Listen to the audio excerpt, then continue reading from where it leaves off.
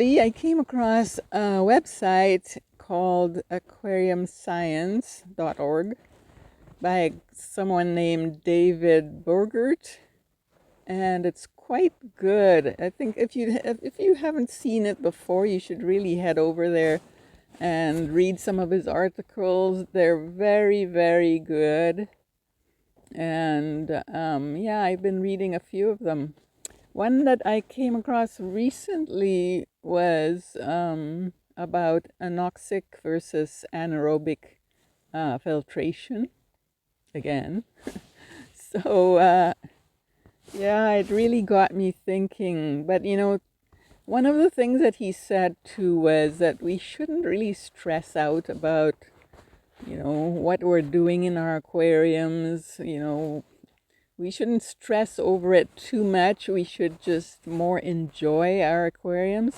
And I thought that was such a good point, because it's not a competition to see which filtration is best. I think for me, I think that there's a time and a place for each one of them. So that's the position I think I'm going to stick with. Because, we can't possibly know what's really going on in our aquariums anyway. Like my daughter loves to say, she talks about known knowns and known unknowns. So there are things in your aquarium that you know, or you should know, and you know that you know. So this is stuff like, what substrate you have, and you know what fish you have, and you know what plants you have. And then there are the parameters. And even if you don't know your parameters, which you should know your parameters, it's at least easy to just stick a strip in there and find out, at least a ballpark figure of where your parameters are. So the parameters are either known or can be known, and you know that you know them. Now, there are other things in your aquarium that are known unknowns. So you don't know what these things are. They're unknown to you. They're unknowns, but at least you know that there's something there. It might be something that you can't know, or it's you just don't know it, or it's difficult to find out what it is. So stuff like one of these things would be like your exact composition of your substrate. If you're using something like play sand, you don't know exactly what's in your play sand, and it would be difficult to find out actually. But at least you know that it's unknown. So you know that something is in the sand, but you're not sure exactly what it is. But the most disturbing part of all this is that there are unknown unknowns. So there's things that you don't know, things that are difficult to even find out, but you actually don't even know that they're there. So you wouldn't even go looking to find out because you don't even realize that you don't know. You don't realize that you don't know, so you don't try to find out.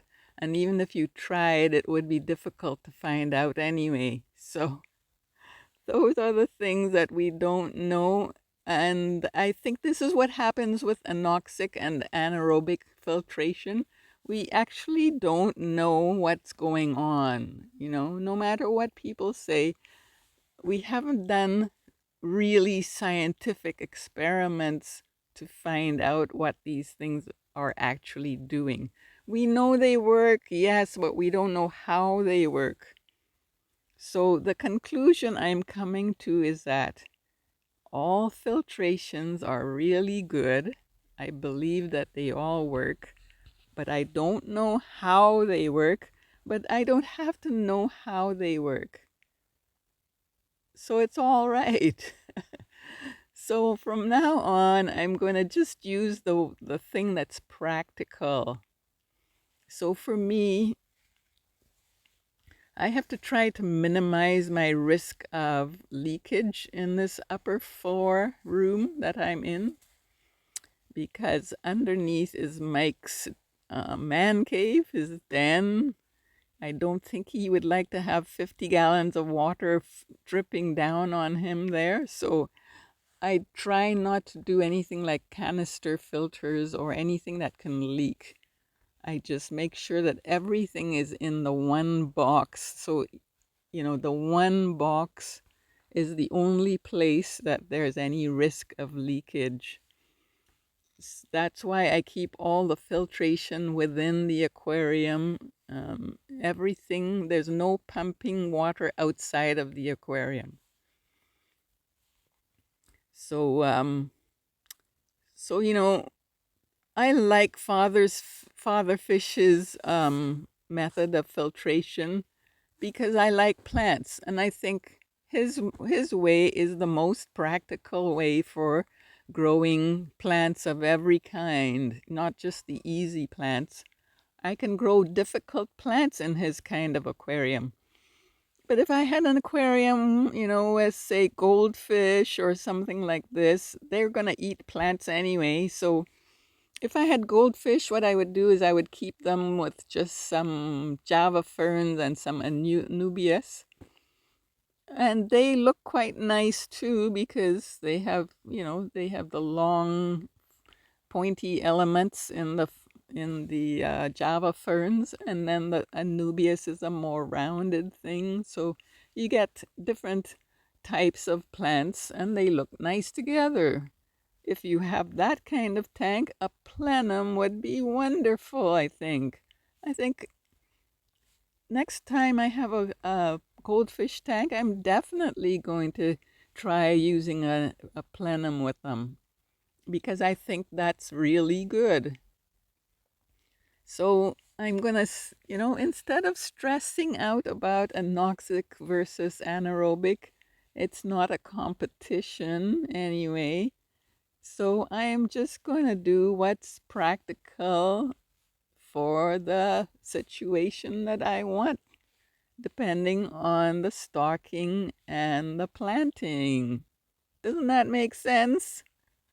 Tell me it makes sense. Come on, that makes sense.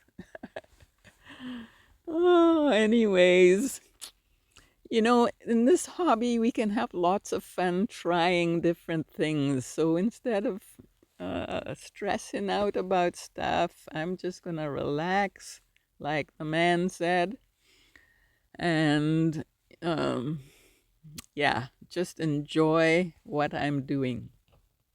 So there you go. And that's it for me today. I'm a little bit tired, I'm going to admit right now. My garden room is in a big mess because we're getting it ready for the new aquariums and stuff. So lots of work going on, but it's fun. All right, so talk to you next time. Thank you for being with us today. See you next time. Bye.